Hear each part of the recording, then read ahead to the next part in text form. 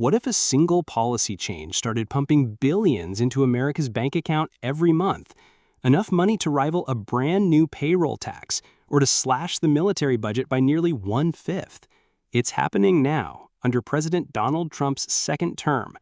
The question is, can tariffs really change the trajectory of America's $37 trillion debt? This is News Corps USA, bringing America the facts without the spin.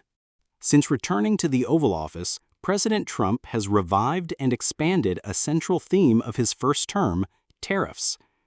This time, the scope is bigger. The White House calls them reciprocal tariffs, new charges on imports from nearly every major economy designed to match what those countries charge on U.S. goods. The policy isn't just symbolic. It's producing a real surge of cash into the U.S. Treasury, and that surge is unlike anything in recent history. The revenue surge. In July alone, the federal government collected $25 billion in tariff revenue. That's more than triple the level seen just months earlier. And projections show no sign of slowing. According to the Committee for a Responsible Federal Budget, or CRFB, tariffs could generate $1.3 trillion by the end of Trump's current term, and $2.8 trillion by 2034. That's a $600 billion increase from estimates made earlier this year, a rare upward revision in Washington's budget math. To put that into perspective, tariffs now account for about 2.7% of all federal revenue, more than double their usual share.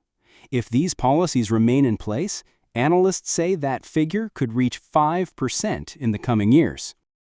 How it compares. This revenue is large enough to rival major fiscal levers.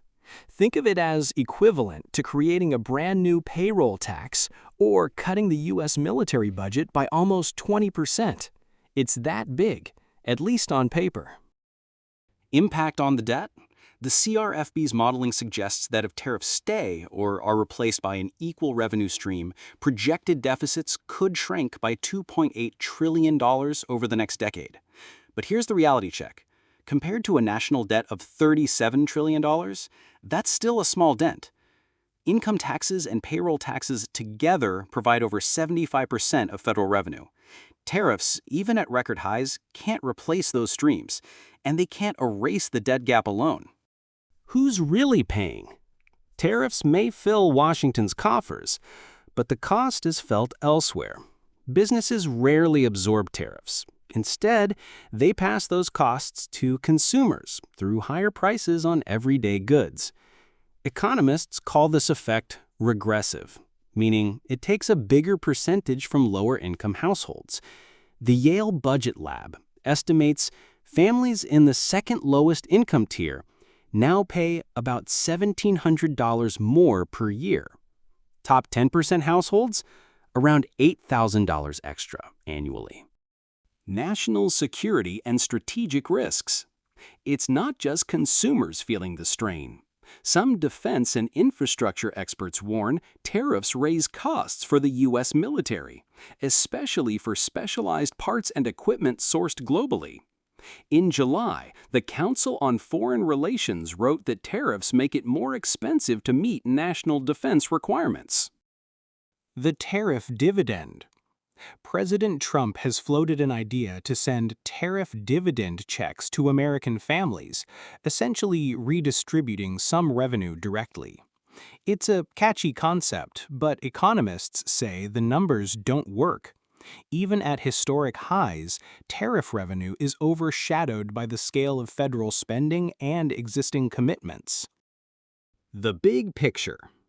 The CRFB, a nonpartisan group founded in 1981, has been warning about the dangers of rising debt for decades. Its leadership includes former heads of the Congressional Budget Office, the Office of Management and Budget, and the Federal Reserve. Their verdict? Tariffs are meaningful, but no substitute for broader fiscal reform. So, can tariffs save America from its $37 trillion debt? Not exactly, but they can buy time if Washington chooses to use it wisely. For News Corps USA, I'm S.J. Walden. Thanks for listening, and don't forget to follow for more fact-first coverage of America's biggest stories.